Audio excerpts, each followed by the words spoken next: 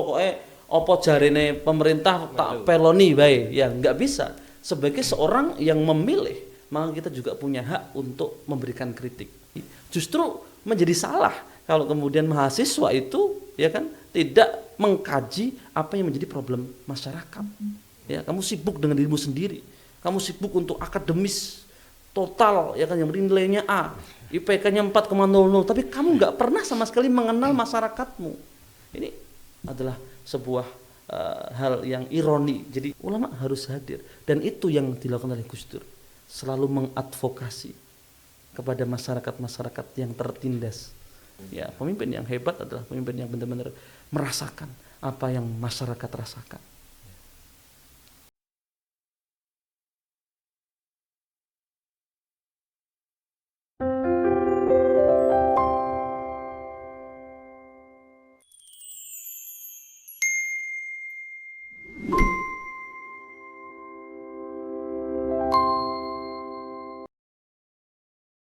Assalamualaikum warahmatullahi wabarakatuh. Waalaikumsalam warahmatullahi wabarakatuh. Halo teman-teman, selamat datang di Fightcast Dema Uin Gus Dur Pekalongan. Saya Riki Jauhari selaku host yang akan menemani kalian di 30 menit ke depan. Dan kebetulan ini adalah podcast perdana dari Dema Uin Gus Dur. Dan di sini dalam podcast perdana kita akan membahas isu-isu yang sebenarnya sangat agak sensitif, Pak, terlalu sensitif. Jadi yang kita tahu bahwasanya belakangan ini negara kita tercinta Indonesia itu sedang tidak baik-baik saja. Di dalam sektor ekonomi, nilai tukar rupiah yang mulai melemah dan harga BBM yang makin naik. Lalu di sektor pendidikan, gaji guru yang dipangkas, namun anggaran MBG yang geragas gitu ibaratnya. Dan dari semua hal itu sebenarnya ada satu pertanyaan yang sederhana, tapi jawabannya tidak sederhana itu. Apakah pemerintah ini sebenarnya boleh dikritik? Karena ada yang mengatakan dan ketika kita merujuk kepada salah satu ayat dari Al-Quran, ya ayyuhalladzina amanu atiullaha wa atiur rasul wa ulil amri minkum. Di mana di situ kan kita harus taat kepada pemerintah begitu ya. Namun di sisi lain ada juga yang berpendapat bahwasanya ketika pemerintah itu kurang tepat dalam menentukan suatu kebijakan, maka masyarakat itu harus memperbaiki, bahkan ya mengingatkan terlebih dahulu lalu memperbaiki begitu. Dan ada beberapa pertanyaan, yakni dalam sudut pandang agama, bagaimana agama itu memandang persoalan ini. Lalu apakah agama itu hanya berbicara tentang ibadah seperti sholat ataupun yang lain-lain, ataukah agama itu memiliki suara terhadap keadilan dan kekuasaan? Nah, untuk membahasnya terkait hal ini sudah hadir bersama kita beliau Bapak Abdul Adzim. Beliau adalah seorang dosen UIN Gus Dur dan juga aktivis ya, Pak. Gimana kabarnya, Pak? Alhamdulillahalamin. Alhamdulillah. Mas Rifki ya. Mas Riki. Mas Riki. Iya betul, Mas Riki. Oke. Baik, Mas Riki. Assalamualaikum warahmatullahi wabarakatuh. Waalaikumsalam warahmatullahi wabarakatuh. Para pemirsa podcast yang disebut dengan Fightcast ya. Fightcast. Ini Fightcast itu apa maksudnya nih, Mas Riki? Fightcast itu saya kebetulan mengambil dari kata fight yang kita itu berfokus kepada keagamaan. Dan nantinya kita menggait isu-isu yang ada di sekitar untuk kita bahas secara agama, begitulah, Pak. Ini merupakan program perdana dari Dema Uin Gus Dur, betul. Oke. Baik, puji syukur kehadirat Allah SWT yang telah memberikan kepada kita semuanya kenikmatan, sehingga pada kesempatan yang berbahagia ini menemani dari Dewan Eksekutif Mahasiswa UIN Gus Dur di tahun 2026 ya, yang kemudian salah satu programnya di podcast ini dan sudah dihubungi lama dan berganti tema kurang lebih 2 minggu yang lalu, temanya tentang kekerasan seksual di lembaga pendidikan agama gitu ya. Tapi kemudian baru kemarin konfirmasi membawa tema yang berbeda tentang apakah pemerintah itu bisa dikritik begitu ya. Ini tema besarnya apa Mas? Jadi tema besarnya itu terkait ini kan sebenarnya kan isu yang sekarang kan reformasi ya. Jadi reformasi jilid 2 gitu ya. Iya, reformasi jilid 2. Bahkan kemudian bagaimana nih suara dema di PT KIN se-Indonesia, kemudian juga ada BEM SI ya, BEM seluruh Indonesia itu saya dengar-dengar di media kan akan melakukan reformasi jilid kedua. Betul. Itu sudah sebenarnya sudah mulai digencarkan ya Pak. Dari kemarin itu dema PT KIN itu sudah menggencarkan di media sosial bahwasanya sudah menyatakan sikap ketika nanti pemerintah tidak ada tindak lanjut untuk kasus ini, maka mahasiswa akan turun tangan semua. Gitu turun ya. ke jalan ya. Turun ke jalannya, jalan mana nih? Jalan Rawolaku atau jalan semua, mana? Semua jalan nanti akan diramaikan oleh mahasiswa. Wis gawat ya, gawat. Iya. Ini gimana nih kita mengawalinya dari apa ini Mas Riki? Ini terkait agama dulu. Ya. Apakah agama itu hanya mengurusi soal ibadah saja, atau ketika kita berbicara tentang ekonomi, terus politik dan lain-lain itu berkaitan dengan agama juga? Ya, otomatis berbicara masalah agama tidak hanya dalam sebuah pemahaman sempit tentang kita sebut dengan laku ya, dengan laku ritualitas ya.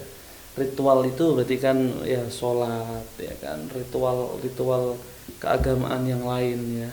Tidak hanya berhenti pada tataran itu ya, tetapi bagaimana kemudian agama ini kan menjadi pedoman ya, wa ta'awanu 'alal birri wat taqwa ya. Jadi bagaimana kemudian kita itu bersama-sama harus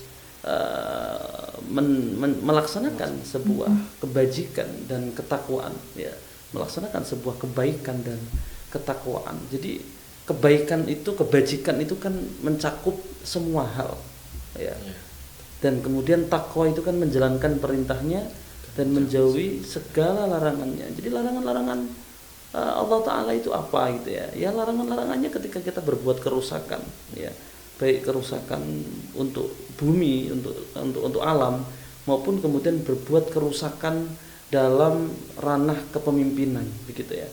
Jadi bahwa kepemimpinan dalam sebuah negara di mana Indonesia ini menjadi negara yang disebut dengan demokrasi, meskipun Gus Dur menyebut sebagai negara yang bukan-bukan ya. Ya demokrasi ya bagaimana gitu ya. Menyebut negara agama ya bukan negara agama, menyebut negara sekuler ya bukan negara sekuler. Jadi Indonesia adalah negara yang bukan-bukan, tetapi kemudian kita pahami, kita resapi bersama bahwa Indonesia ini ada ideologi yang bersama-sama diyakini ya sebagai Pancasila ya kan, ketuhanan yang Maha Esa, kemanusiaan yang adil dan beradab ya kan, persatuan Indonesia, kerakyatan yang dipimpin oleh kebijaksanaan dalam permusyawaratan dan perwakilan. Yang kelima, keadilan sosial. Nah, apakah Pancasila itu keluar dari norma-norma agama? Ya, Pancasila yang ada itu tentu juga sesuai dengan norma-norma agama.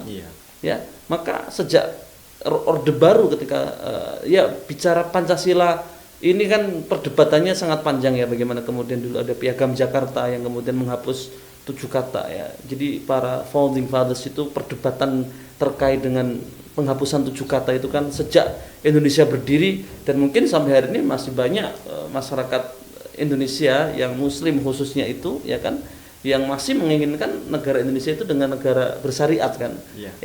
Ya itu kita kembali kepada sejarah ya. Tapi bahwa pertanyaannya apakah kemudian agama itu hanya berfokus pada ritual, ataukah juga agama itu mengurusi hal-hal yang lain? Jelas jawabannya bahwa agama mengurusi hal-hal yang lain, karena kemudian agama Islam itu sendiri yaitu agama keselamatan ya kan, agama yang diturunkan melalui baginda Rasulullah Muhammad SAW sebagai khotamil anbiya wal mursalin, sebagai penutupnya para nabi ya. Tentu juga agama-agama yang lain ya, baik agama yang samawi maupun yang tidak samawi gitu ya, itu semuanya mengajarkan hal-hal kebaikan ya. Jadi agama itu mengajarkan kebaikan. Nah, dalam hal ini maka ketika kita mengembalikan pada Indonesia dengan Pancasilanya, sila pertama ketuhanan yang Maha Esa, ya kan? Ketika semua masyarakat Indonesia itu mengaku sebagai masyarakat yang bertuhan, sudah semestinya kemudian mereka itu alal birri wa taqwa, ya kan? Ya takwa itu ya takut dengan Tuhannya. Meskipun Tuhan dalam agama-agama selain Islam ya dipahami berbeda, tetapi bahwa mereka juga punya Tuhan. Ya, dan Tuhan yang dipahami oleh masyarakat Indonesia yang beragama tentu implementasinya adalah sebuah kebaikan. Ya, dia menolak sebuah keburukan, dia menolak sebuah kemaksiatan, dia menolak sebuah kesewenang-wenangan.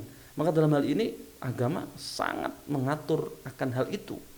Sebagaimana kemudian dalam agama Islam itu disebut sebagai manusia ini sebagai khalifatullah fil ardh, sebagai pemimpin yang diamanahkan oleh Tuhan, oleh Allah Subhanahu wa taala ya di muka bumi untuk mendinamisator itu untuk mampu membuat keseimbangan.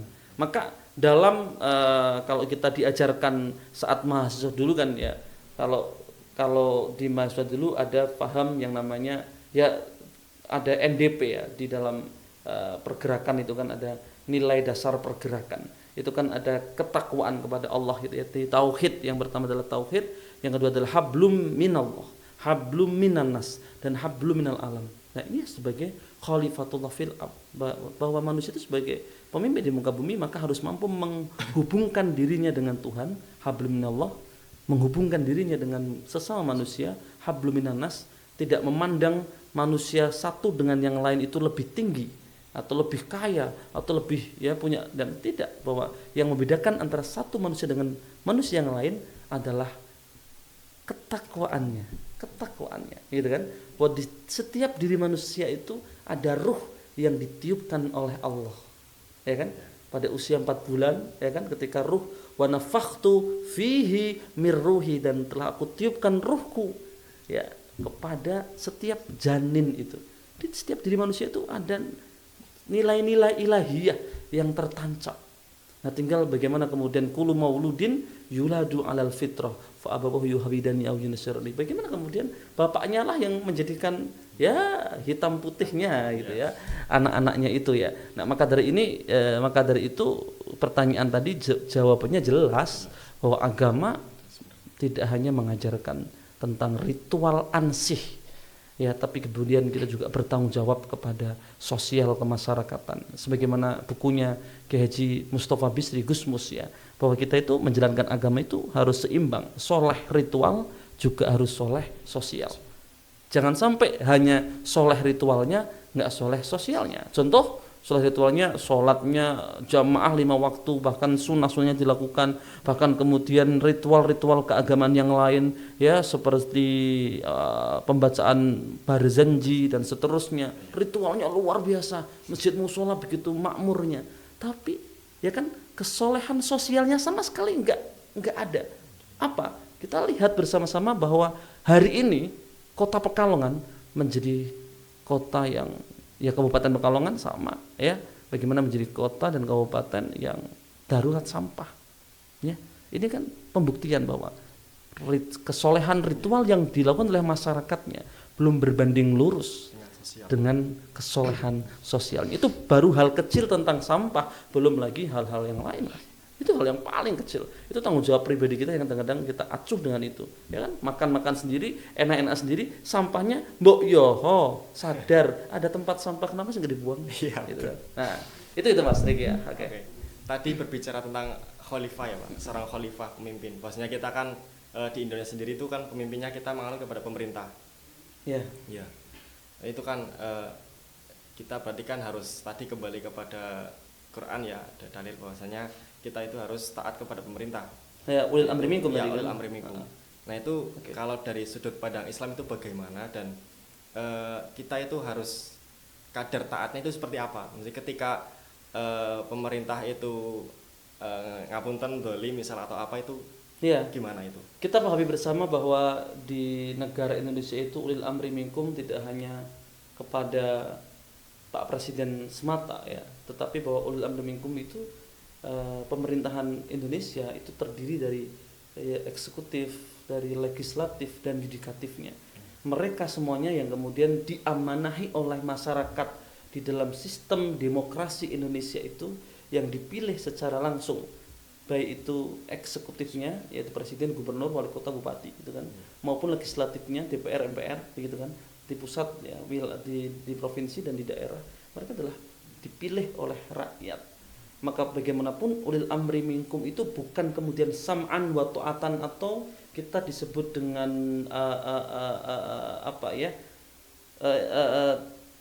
ikut membuta gitu ya. Ikut membuta itu pokoknya apa jarine pemerintah tak peloni bae, ya nggak bisa. Sebagai seorang yang memilih, maka kita juga punya hak untuk memberikan kritik. Ya gitu Mas. Sebagai seorang yang memilih, kita sebagai rakyat, saya memilih pemimpin saya, maka saya pun punya hak untuk mengkritik. Tetapi kritik yang kita lakukan ini haruslah objektif. Ya, dulu saya sangat ingat tentang satu tulisannya teman di Win Wali Songo saat itu, ya, namanya Mas Abdallah Badri, menulis buku tentang kritik tanpa solusi gitu ya. Ya mungkin itu jiwa-jiwa mahasiswa ya seperti Mas Riki dan yang akan melakukan reformasi jilid 2 itu kan kritik gitu kan. Tapi solusinya apa? Ya gitu ya. Nah, kita hari ini dihadapkan dengan satu realitas di media sosial gitu Mas Riki, yang kemudian kita perlu muhasabahi bersama-sama. Terkadang media sosial itu tidak sebagaimana yang ada pada realitas yang sesungguhnya ya. Jadi media sosial itu ya bagus satu sisi, mengabarkan dengan begitu cepat ya kan. Tetapi pada sisi yang lain kadang-kadang berisik. Paham nggak berisik? Jadi menimbulkan sebuah ketakutan yang luar biasa. Ya, ketakutan yang luar biasa. Ya, padahal kalau kita mencoba untuk turun kepada masyarakat, ya memang situasi kondisi yang demikian itu tidak ada orang yang mau, pengennya baik-baik saja begitu ya. Ya, tetapi ya kita pahami bersama bahwa rahmat Gusti Allah itu begitu luas.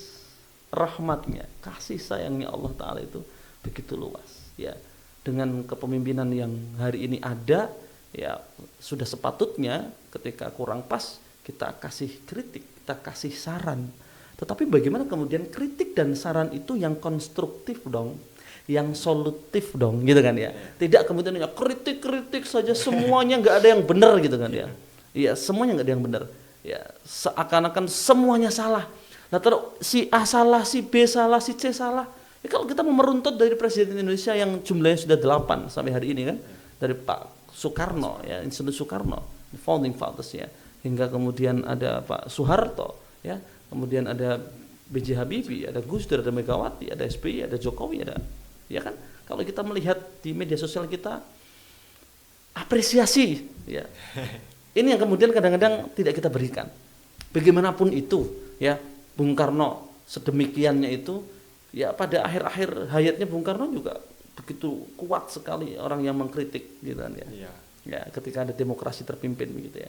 Ketika Soeharto, ya demikian apapun itu, ya Soeharto Orde Baru dan seterusnya banyak mengkritik. Tetapi kemudian ketika kita mengkritik semuanya itu, apakah kita nggak bisa sih mengapresiasi bahwa beliau-beliau yang telah kemudian berjasa menemani ya Indonesia sampai hari ini. Ya hatta dalam hal ini adalah Pak Prabowo yang kita tahu bersama kebijakannya ugal-ugalan yang luar biasa itu, ya kan? Tetapi dalam hal ini yang namanya perubahan kan tidak bisa seperti membolak-balikkan tangan ya, membalikkan tangan ini cepat banget nih, klek gitu kan nggak bisa, butuh proses. Dan kalau kita mau merujuk, ya kan tadi pertanyaan ulil amri minkum, ya jelas dalam hal ini kita wajib dong untuk mengingatkan pemerintah gitu kan, ketika mereka tidak clear gitu kan ya. Tetapi dalam mengingatkan ini kan juga kita punya ya cara, punya norma-norma, dan mahasiswa sudah selayaknya ketika dia harus turun ke jalan menyuarakan itu. Iya, karena mahasiswa adalah agent social of change, tapi juga dalam hal ini sekali lagi jangan hanya ikut-ikutan. Tapi bagaimana kemudian Dema dengan mahasiswa Win Gus Dur ya, atau mahasiswa di Pekalongan Raya ini, ayo dong mengkaji secara mendalam. Kalau kamu kemudian nggak sepakat dengan kebijakan ini, apa solusimu? Nah, dengan seperti itu kita itu mengkritik dengan kecerdasan, dengan selayaknya kita mahasiswa. Mahal loh bro, ya kan? Jadi itu yang kemudian penting kiranya harus kita pahami ya. Artinya cermin ya. Jadi jadikanlah kemudian pemimpin itu sebagai cermin. Toh juga pemimpin pasca reformasi juga dipilih, ya kan? Dipilih langsung oleh rakyat dengan one man one vote. Kalau kita Orde Baru lihat ya, meskipun dipilih dalam pemilu tetapi kan pemilunya dikondisikan ya, tetapi kalau pasca Orde Baru kan kita pahami bersama ya dipilih langsung. Prabowo, Gibran, bagaimanapun hari ini 58% loh ya. Siapa yang memilih? Rakyat Indonesia, ya kan? Nah, tinggal bagaimana kemudian kita ya kritik iya sekali lagi, tapi yang konstruktif, ya, yang konstruktif. Jadi jangan hanya ikut-ikutan. Ya, oke, itu Mas Riki kira-kira. Oke, tadi bicara tentang mahasiswa, bahwasanya mahasiswa itu sebagai agent of change ya, perubahan sosial. Yang saya tanyakan, kenapa kok selalunya perannya itu harus kepada mahasiswa begitu loh? Oke, jadi kalau kemudian kita mau mencoba mengkaji sejak Sumpah Pemuda atau sejak Budi Utomo 1908 Kebangkitan Nasional, ya kan, dari Budi Utomo Kebangkitan Nasional, kemudian ada Sumpah Pemuda, kemudian ada peristiwa proklamasi bagaimana para pemuda menculik Soekarno Hatta yang karena nggak sabar ya mereka sedengklok untuk memaksa sesegera mungkin memproklamirkan kemerdekaan Indonesia, hingga kemudian adanya Orde Lama pergantian Orde Baru, ya kan, dari Orde Baru reformasi, dan hari ini mahasiswa senantiasa menemani perjalanan perubahan bangsa, kan begitu ya. Dan memang mahasiswa itu agent social of change. Bagaimana di dalam pundak diri mahasiswa itu, selain kemudian dia dituntut untuk belajar sesuai pada bidangnya, tapi di dalam pundak mahasiswa itu ada beban moral yang harus senantiasa dibawa, bahwa kamulah mahasiswa sebagai wakil yang menyuarakan bagaimana apa yang menjadi kesengsaraan yang terjadi pada masyarakat, ketidakadilan, kesewenang-wenangan, ya kan? Kita harus mampu untuk menjadi kampus yang tidak menara gading gitu ya, tidak menjulang tinggi bangunannya, indah dipandang mata, tapi kemudian tidak ada dampak sosial sama sekali terhadap masyarakat yang ada di sekitarnya. Sebaliknya, kemegahan kampus itu juga harusnya berdampak kepada masyarakat di sekitarnya. Bagaimana kemudian masyarakat yang barangkali belum bisa menikmati pendidikan, kita tahu bahwa di Kabupaten Pekalongan saja itu ada puluhan 20.000 ya, kalau tidak salah yang saya baca di media itu 20.000 yang putus sekolah, 20.000 masyarakat itu baru Kabupaten Pekalongan. Di tengah-tengah kondisi yang hari ini begitu maju, teknologi begitu canggih, tapi masih ada ya, masih ada banyak masyarakat yang tertindas, masih banyak bahasanya kaum mustadafin yang harus kita bela gitu kan. Makanya ya kita jangan hanya kemudian disibukkan dengan kegiatan-kegiatan yang, tapi ayo dong kita terjun ke lapangan, ayo dong kita lihat situasi di lapangan seperti apa. Nah, yang di lapangan itu yang sebenar-benarnya, coba kamu ke warung kopi sambil ngobrol dengan warga masyarakat, bagaimana sih kondisi dan keadaan yang ada. Nah, menjaring informasi-informasi itu kemudian bisa didiskusikan di kampus melalui organisasi, baik di DEMA, baik intrakampus maupun ekstrakampus. Nah, kajian-kajian yang kritis menghadapi apa yang menjadi problem negara, apa yang menjadi problem masyarakat, ya kan, ini menjadi bagian daripada mahasiswa itu sendiri. Justru menjadi salah kalau kemudian mahasiswa itu, ya kan, tidak mengkaji apa yang menjadi problem masyarakat. Ya, kamu sibuk dengan dirimu sendiri, kamu sibuk untuk akademis total, ya kan, yang nilainya A, IPK-nya 4,00, tapi kamu nggak pernah sama sekali mengenal masyarakatmu. Ini adalah sebuah hal yang ironi. Jadi sudah sepatutnya di pundak mahasiswa itu ada beban moral untuk ya menjadi agen perubahan sosial masyarakat. Maka mahasiswa harus juga melihat apa yang dirasakan oleh masyarakat dan menyuarakan apa yang harus disuarakan dari ketertindasan, kesewenang-wenangan, ketidakadilan yang terjadi di tengah-tengah masyarakat. Tetapi sekali lagi berbasis data dan juga berbasis solusi yang nyata. Gitu ya. Itu. Jadi kajian kita itu kan sebagai insan akademis ya, melihat problem itu harus dikaji. Jangan ikut rame neotok gitu kan ya. Bahasa Pekalongan ikut ramenya aja, media sosial rame apa, kita harus demo, tapi kamu demo itu apa sih? Ya, itu kadang-kadang kita kosong. Iya. Ya, kamu nggak substantif banget sih gitu kan. Ya, kita harusnya clear dong ya, melihat Budi Utomo bagaimana Sumpah Pemuda, berjumpanya pemuda-pemuda dari berbagai macam wilayah saat itu, Jong Serebes, ada Jong Java ya kan, Jong Sumatera, mereka kemudian menyatakan bersumpah ya, bertanah air satu, tanah air Indonesia. Kita harus mengingat sejarah itu. Bagaimana pemuda itu sebagai penyemangat ya. Bahkan Soekarno menyatakan butuh 10 pemuda untuk merubah dunia. Pemuda yang apa yang 10 itu? Pemuda yang punya idealisme, pemuda yang memiliki ya kan jiwa survival yang tinggi, pemuda yang memiliki jiwa fighter gitu ya, petarung gitu ya, bukan pecundang bro. Kita harus petarung dengan apapun yang terjadi. Kita harus mampu untuk membawa idealisme itu, untuk mampu menyuarakan apa yang menjadi kegelisahan di tengah-tengah masyarakat. Oke gitu Mas Devi. Tadi berbicara terkait mahasiswa kan selalu harus menjadi agent of change. Dan ketika mahasiswa itu sudah harus turun ke jalan, namun di sisi lain kan bahwasanya sekarang sudah mulai agak, kalau kita bilang singit lah Pak. Jadi ada ada ancaman-ancaman sebagaimana itu kan sebagaimana Orde Baru ya, bagaimana kita lihat memang ya terus. Nah itu kiranya pesan-pesan apa yang harus disampaikan kepada para mahasiswa agar mereka itu tidak mengulangi kesalahan yang tahun silam begitulah. Oh, sebagaimana peristiwa 98 atau yang kemarin belum lama, tahun kemarin ya. Iya, itu juga. Peristiwa di Agustus ya. Berapa itu? September atau Agustus, saya agak lupa. Tahun kemarin kan terkait demo yang bakar-bakar. Ya. Sekali lagi kita jangan hanya ikut-ikutan. Kita harus substantif. Dema Win Gusdur adalah representasi mahasiswa Win Gusdur yang jumlahnya kurang lebih 15.000. Itu ada di Dema Win Gusdur. Apa dan bagaimana yang akan kamu suarakan ya, entah itu turun ke jalan, entah itu apa, harus berbasis kajian bro. Tidak bisa hanya melu-melu rame-rame tok sementing demo embuh tujuan maksudnya apa, nurunkan nah berturunkan solusi mopo gitu loh. Iya betul ya kan, ketika kemudian presiden kamu turunkan dan negara chaos, apakah kamu rela kemudian yang menjadi pemimpin kita, contohnya ya kita lihat bagaimana Venezuela kan, tiba-tiba kemudian presidennya dibawa oleh Trump gitu aja kan. Terus kita akan seperti apa? Gila tuh, ya kan?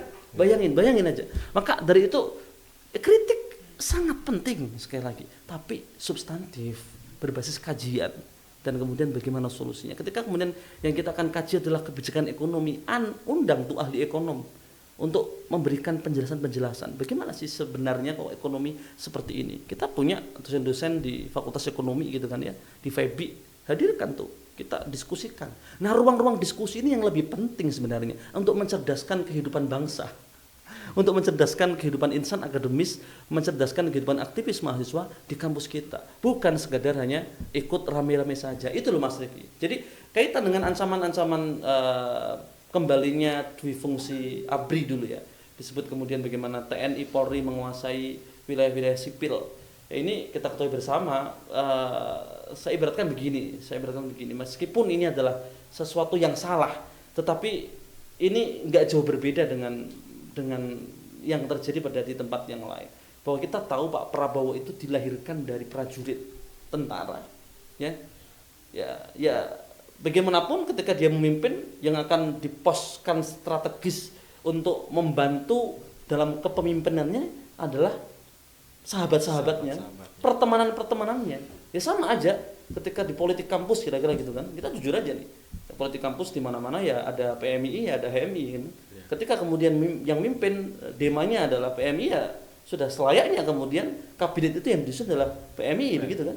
Ketika yang mimpin adalah HMI, kabinet disusun adalah HMI. Sama yang terjadi pada Pak Prabowo. Begitu kan, ketika dia mimpin dan dia adalah seorang prajurit, ya kita tahu sendiri lah ya, pasti yang ditempatkan strategis adalah orang-orang tentara gitu kan. Nah, iya kan gitu kan. Itu kan ya apakah kemudian ketika sipil ya kita lihat Pak Jokowi begitu ya. Pak Jokowi juga saat itu mungkin kita melihat 10 tahunnya dalam hal ini Polri agaknya cenderung lebih kelihatan begitu ya. Itu adalah sebuah hal yang kemudian realitas TNI dan Polri untuk tercerabut sama sekali dari, nampaknya tidak bisa karena ini berkaitan dengan sejarah panjang ya, sudah barute gitu ya, sudah menjadi bagian dari sejarah kita. Tinggal bagaimana kemudian kita harus kembali kepada konstitusinya, kembali kepada undang-undangnya. Tapi nyata-nyatanya bersamaan dengan Pertamax naik Rp4.000 gitu kan, bersamaan itu pula DPR mengesahkan RUU Polri gitu kan ya.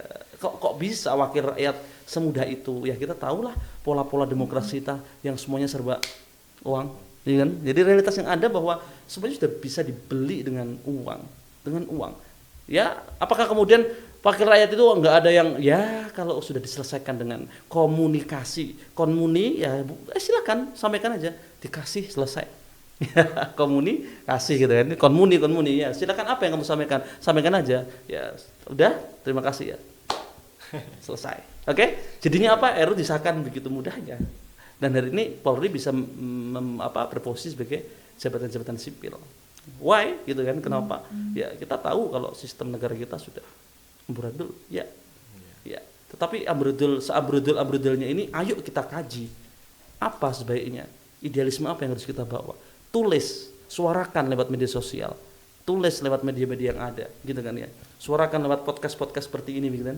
Nah, gitu kira-kira Mas Riki. Jadi dalam hal ini bagaimanapun ketika kebebasan berpendapat kemudian sudah dibatasi oleh pemerintah, maka kita harus menyuarakan akan kebenaran. Ya, nggak boleh negara demokrasi harus menyuarakan. Tapi sekali lagi suara yang kita sampaikan itu harus berbasis dengan data, berbasis dengan kajian. Jadi jangan pernah takut bersama-sama gitu ya. Masih banyak orang-orang yang ingin negara ini menjadi negara yang hebat, dan kami yakin juga para pemimpin bangsa yang ada itu, yang hari ini menjabat baik di eksekutif, legislatif, juga mereka ingin agar membawa negara Indonesia tercinta ya menjadi negara yang luar biasa ya. Oke.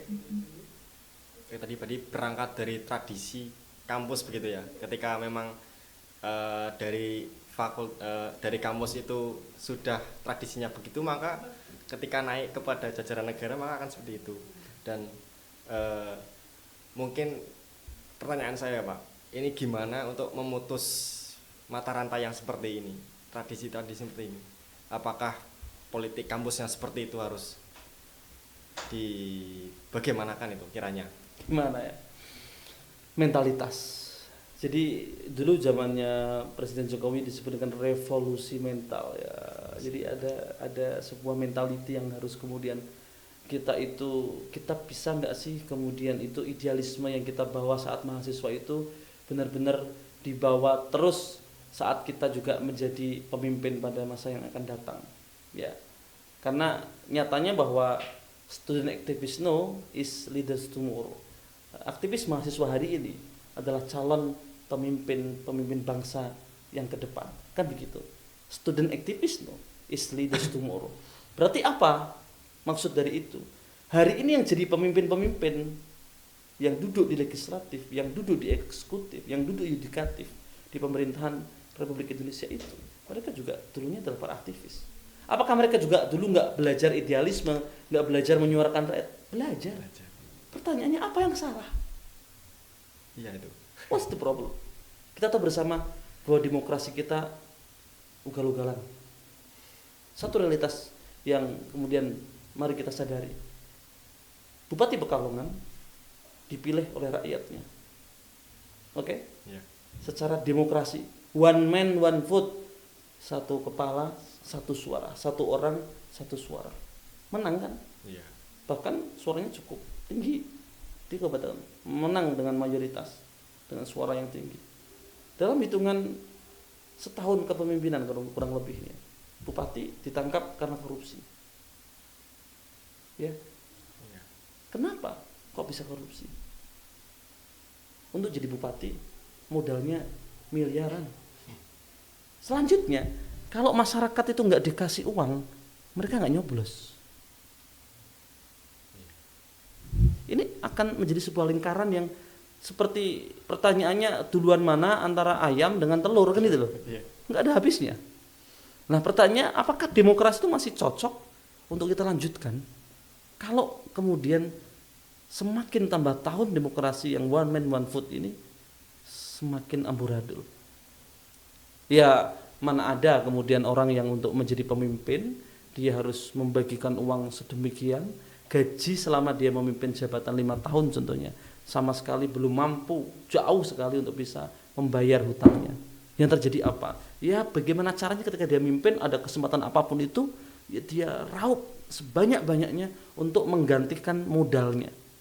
Kok modalnya tertutup? Ya untuk memperkaya dirinya dan seterusnya dan seterusnya. Ini kan akhirnya menjadi sebuah lingkaran yang mubengnya begitu gitu ya. Oke kan? Nah, ya sama untuk menjadi DPR. Ya. DPRD Kabupaten Pekalongan untuk duduk satu kursi DPR modalnya sampai 2-3 miliar. Gajinya dia 30 juta dalam sebulan dikali berarti 60 bulan. 6 kali 3 berapa? 1.800.000.000. Modalnya dia di angka 2-3 miliar. Belum lagi tanggungan hariannya.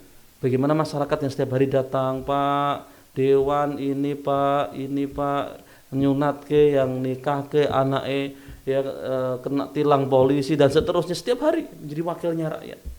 Berat. Apakah para dewan yang duduk itu senang? Mereka juga berat karena sistem demokrasi kita sudah sedemikian rupa. Ini menjadi sebuah evaluasi bersama. Mungkin mahasiswa membawa idealisme, menyuarakan dan ini dan itu dan ini dan itu. Tapi kembali coba deh. Sekarang mahasiswa yang duduk di sana. Ya maka dalam ini ayo kita harus bareng-bareng duduk. Ya, bagaimana kemudian pemerintah harus benar-benar diawasi secara maksimal. Pemerintah harus bagaimana menggunakan anggaran sedemikian rupa untuk kemakmuran masyarakatnya, ya. Dan kemudian harus membangun kebersamaan. Saya sangat sepakat ketika PJS Bupati Pak Sukirman melakukan dialog terbuka di beberapa kesempatan kemarin dan itu di-shooting langsung ya, di-live-kan lewat YouTube gitu ya. Ini adalah bagian daripada pemimpin yang mendengar masyarakatnya. Itu bagus. Ya sudah selayaknya pemimpin itu mendengarkan masyarakat karena yang menjadikan jenengan duduk itu Bapak, Ibu semua para pemimpin masyarakat. Maka ketika masyarakat butuh apa? Ya kita harus dengarkan. Nah, forum-forum dialogis yang terbuka itulah sebagaimana yang seharusnya ada pada pemimpin-pemimpin yang ada di Indonesia ini, bukan yang tutup telinga gitu kan ya, tetapi mereka yang membuka telinga selebar-lebarnya, membuka mata selebar-lebarnya untuk memberikan kemaslahatan, kesejahteraan untuk masyarakatnya, begitu ya, dengan segenap tantangan yang ada. Gitu kira-kira Mas. Oke. Dan kebetulan ya, ini kan kita di kampus UIN Gus Dur, Kiai Haji Abdurrahman Wahid Pekalongan, dan beliau adalah termasuk seorang presiden juga. Dan menurut panjenengan nih Pak, ketika semisal beliau seorang Gus Dur itu tak sugeng lah ibaratnya masih hidup, itu kiranya beliau itu akan menyuarakan apa dan akan memberikan solusi ataupun perkataan seperti apa? Oke.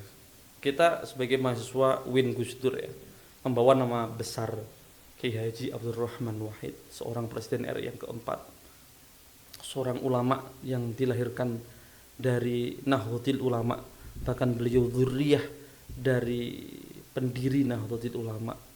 Begitu luar biasa keulamaan Gus Dur. Tetapi kemudian yang perlu menjadi catatan tebal, seorang Gus Dur yang ulama inilah yang kemudian menjadi inspirasi bagi ulama-ulama yang hari ini ada sebagai al-ulama warasatul anbiya. Ulama itu adalah penerusnya para nabi, ya kan? Apakah kemudian Rasulullah Muhammad SAW dalam berjuang ya menyebarkan agama Islam, ya itu kemudian duduk diam di rumah menunggu saja? Rasulullah ikut dalam peperangan, Rasulullah ikut terjun bersama dengan masyarakatnya, ya Rasulullah membela ketidakadilan. Demikian juga ya warasatul anbiya, ulama-ulama itu ya seharusnya adalah ulama yang terjun ke masyarakat. Ya. Beliau membersamai masyarakat atas kesewenang-wenangan, atas ketidakadilan, ya kan? Atas kerakusan-kerakusan oknum-oknum yang merampok kekayaan negara, oknum-oknum yang merusak alam Indonesia Raya. Ulama harus hadir, dan itu yang dilakukan oleh Gus Dur, selalu mengadvokasi kepada masyarakat-masyarakat yang tertindas. Ya, jadi kalau kita di gerakan mahasiswa itu kan dikenal dengan punya jargon ya, bangkit ya melawan, atau diam tertindas atau bangkit melawan. Jadi jangan pernah diam, kita harus bangkit untuk melawan atas adanya ketertindasan. Nah, bangkitnya kita itu jangan hanya sekedar bangkit-bangkitan itu ya, tapi bangkit yang substantif. Ya tadi kembali kepada berangkat atas kajian, berangkat atas keilmuan, berangkat dari problem yang ada, bagaimana solusinya. Nah, kajian-kajian itulah yang harus dihidupkan di dalam aktivisme mahasiswa. Kembali kepada Gus Dur. Gus Dur adalah seorang ulama yang mengadvokasi. Maka ketika Gus Dur hari ini sugeng, bayangannya apa? Ya, meskipun kemudian dalam hal ini Gus Dur itu pasti akan menyuarakan kepada Presiden Indonesia gitu ya, untuk seharusnya bagaimana. Yang hak dia katakan hak, yang batil dia katakan batil. Kalau salah ya kritik saja. Dalam tanda kutip, jangan terkesan menjilat. Ya kan? Oke, kita ketahui bersama hari ini nampaknya ya kita pahami banyak sekali ya ulama-ulama yang kemudian menyuarakannya agak tidak objektif gitu ya. Ya wallahu alam, ya itu sebuah realitas. Tetapi sekali lagi kita sebagai mahasiswa harus mampu memahami media sosial hari ini itu banyak sekali tantangannya. Salah satunya adalah tantangan post-truth, ya, itu era pasca kebenaran. Ya, seringkali di media itu sesuatu kebenaran ketika diproduksi menjadi salah, maka akan dipahami menjadi salah. Sesuatu yang salah ketika diproduksi dalam pemberitaannya adalah kebenaran, maka akan dipahami oleh masyarakat dengan kebenaran. Sehingga benar dan salah menjadi sesuatu yang perbedaannya sangat tipis, ya kan? Ya. Jadi kembali kepada pertanyaan Mas Riki tadi, apa yang Bapak bayangkan ketika Gus Dur ini sugeng? Ya, Gus Dur pasti akan menyuarakan yang benar adalah benar, yang salah adalah salah, gitu ya. Dan akan menyampaikan kritik kepada pemerintah. Bagaimana kemudian Gus Dur zaman Orde Baru, 32 tahun lamanya Orde Baru memimpin, Gus Dur yang selalu terjun ke masyarakat, ya, yang selalu terjun ke masyarakat, yang selalu mendengar. Ya, saya mendapatkan kesaksian langsung, salah satunya dari Ki Haji Mahmud Mashkur, ya, dulu sebagai aktivis Nahdlatul Ulama di Kota Pekalongan. Beliau ketua IPNU, beliau di Ansor, ya, beliau di PCNU Kota Pekalongan, yang saat itu ketika Gus Dur hadir ke Pekalongan, banyak aktivisme yang mengelilinginya, anak-anak muda, ya kan? Di rumahnya Kiai Muhammad Maskur, ya, di Kauman, anak-anak muda berkumpul. Mereka sangat haus akan kehadiran Gus Dur, mempertanyakan akan banyak hal tentang Gus Dur. Apa yang dilakukan oleh Gus Dur? Ya, sederhana. Gus Dur hanya menenteng tas kresek, Mas. Ini kesaksian nyata ya. Menenteng tas kresek dan naik bis umum dari Jakarta turun Pekalongan. Malam itu juga ya, Gus Dur yang dilakukan pertama apa? Akan silaturahim kepada alumni Tebu Ireng. Silaturahim alumni Tebu Ireng yang di Pekalongan siapa? Di silaturahimi. Gus Dur juga ketika datang ke satu wilayah akan ziarah kepada para kasepuhan di wilayah tersebut, ya. Kemudian Gus Dur berjumpa dengan pemuda-pemuda, Gus Dur menyampaikan gagasan-gagasannya, menyampaikan wacana-wacananya, menyampaikan gagasan perubahannya, dan kemudian anak muda ini begitu haus untuk membincang, untuk kemudian mendiskusikan dan seterusnya. Pada malam itu juga Gus Dur kundur, ya, menyetop bis umum di daerah perempatan Grogolan, ya, bawa tas kresek saja. Sesederhana itu pemimpin bangsa kita, seorang Kiai Haji Abdurrahman Wahid, ya. Jadi pemimpin itu memang harus mewujudkan dirinya dengan kesederhanaan dan kemudian ia membersamai kehidupan dengan masyarakatnya, bukan menjadi elitis gitu ya. Ya sama dengan Mas Riki barangkali hari ini sebagai Dema, ya Dema bro, ya elit lah, duduknya di atas, tidak pernah turun ke bawah, tidak pernah menyapa mahasiswa yang di bawah. Ya ini tentu jauh sekali dari konsep kepemimpinan. Ya, pemimpin yang hebat adalah pemimpin yang benar-benar merasakan apa yang masyarakat rasakan. Begitu kira-kira Mas Dik. Oke. Mungkin karena ini waktunya hanya sebentar ya Pak. Oke. Pemerintah tinggi. Mungkin itu pembahasan dari podcast kita kali ini, dan pada akhirnya mungkin persoalannya itu bukan tentang kita itu mendukung atau membenci pemerintah, tapi tentang bagaimana cara kita itu menjaga kekuasaan agar tetap berjalan di atas keadilan. Iya. Jadi apa bahasanya Mas? Tasarruful imam ar-ra'iyah manutun bil maslahah. Jadi bagaimana kebijakan seorang pemimpin itu adalah kebijakan pemimpin atas rakyatnya itu berorientasi kepada kemaslahatan. Jadi orientasinya adalah kemaslahatan. Orientasinya adalah kemakmuran, orientasinya adalah kebahagiaan, bukan hanya atas dasar kekuasaan semata, ya kan? Ya, tetapi benar-benar orientasinya adalah kemaslahatan. Jadi pemimpin harus merasakan apa yang masyarakat rasakan. Oke, mungkin itu saja ya Pak pembahasan kita kali ini. Terima kasih untuk Bapak Abdul Adim sudah menyempatkan waktunya untuk berbincang dengan teman-teman, dengan saya juga. Dan sedikit closing statement dari saya bahwasanya agama itu tidak hadir untuk menjadi stempel bagi kekuasaan.